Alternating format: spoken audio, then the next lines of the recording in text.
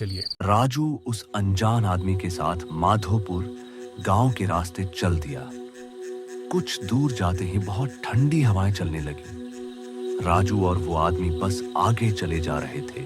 तभी राजू देखता है कि वो अनजान आदमी कहीं गायब हो गया और राजू काफी डर जाता है। अरे भाई साहब, कहाँ गए? आप अचानक गायब कैसे हो गए? मैं अकेले माधोपुर कैसे जाऊंगा? अरे वापस आ जाओ भैया। मुझे न्याय चाहिए, मुझे न्याय चाहिए। कोई तो मेरी बात सुनो, मुझे न्याय चाहिए। कौन है सामने? क्यों नहीं आता? तुम कौन हो और क्या अन्याय हुआ आपके साथ? तुम सामने आओ पहले। मैं माधोपुर गांव का रहने वाला हूँ। मेरे साथ गांव वालों ने बहुत अन्याय किया है। मेरी क्या गलती थी? बस इतनी कि मैं एक गरीब इंसान हूँ। मेहनत मजदूरी करके अपने परिवार का पेट भरता था। मुझे मेरे परिवार को मार दिया। मुझे न्याय चाहिए। क्या हुआ था आपके साथ, मुझे बताएं। मैं आपके लिए कुछ कर सकता हूँ क्या? राजू के इतने पूछते ही बेडरावना आदमी कहीं गायब हो जाता है। कुछ देर बाद राजू अपने बुआ के घर पहुंच जाता है। आ गए राजू बेटा, तुम्हें आने में कोई तकलीफ तो नहीं हुई? और इतनी रात में आने की क्या जरूरत थी? सुबह आ जाते। चलो कोई बात नहीं, तुम ठीक तो हो ना? अब आराम कर लो, सफर में थक गए होंगे। अगली सुबह राजू गांव में सब लोगों से मिलता है और रोहित को बधाई देता है। नौकरी के लिए बहुत बहुत शुभकामनाएं रोहित भाई। बस अब शहर में ही घर ले लो और हमें भी भाई बुला लेना।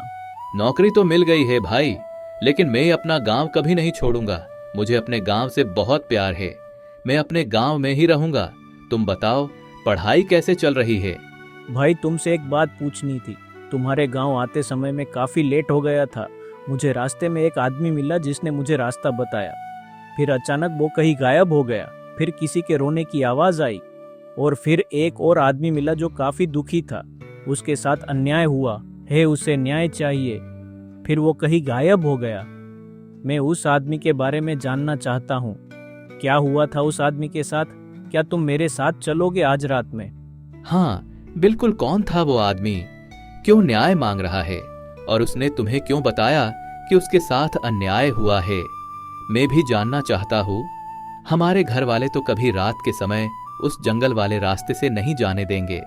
मैं भी चलूंगा तुम्हारे साथ। राजू और रोहित फिर वहीं जंगल वाले रास्ते पहुंच जाते हैं। उन्हें फिर से वही रोने की आवाज सुनाई देती है। कौन है सामने? क्यों नहीं आता? तुम कौन हो और क्या अन्याय हुआ आपके साथ? तुम सामने आओ पहले। मैं राजेश आज से 20 साल पहले मैं अपने परिवार के खुशहाल जीवन जी रहा था। तो खेत में काम करो। मैंने उन धनी लोगों को समझाया, पुलिस बुलाने का बोला, फिर वो वहां से चले गए। मेरे ऐसा कहने पर धनी लोग वहां से उस दिन चले तो गए, लेकिन उनके मन में बेइज्जती की आग लग गई और उन्होंने मुझे और पिताजी को मारने का प्लान बनाया। एक दिन मैं और पिताजी घर में थे, तभी उन दरिंदों ने हमारे घर में आग लगा दी। हमें जिंदा जला दिया। मुझे न्याय चाहिए।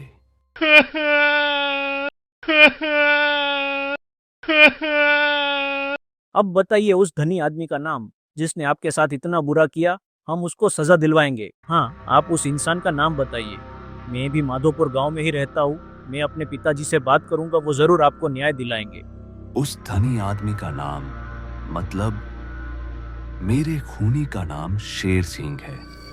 उसी ने मुझे मारा है। हाँ, शेर सिंह ही है।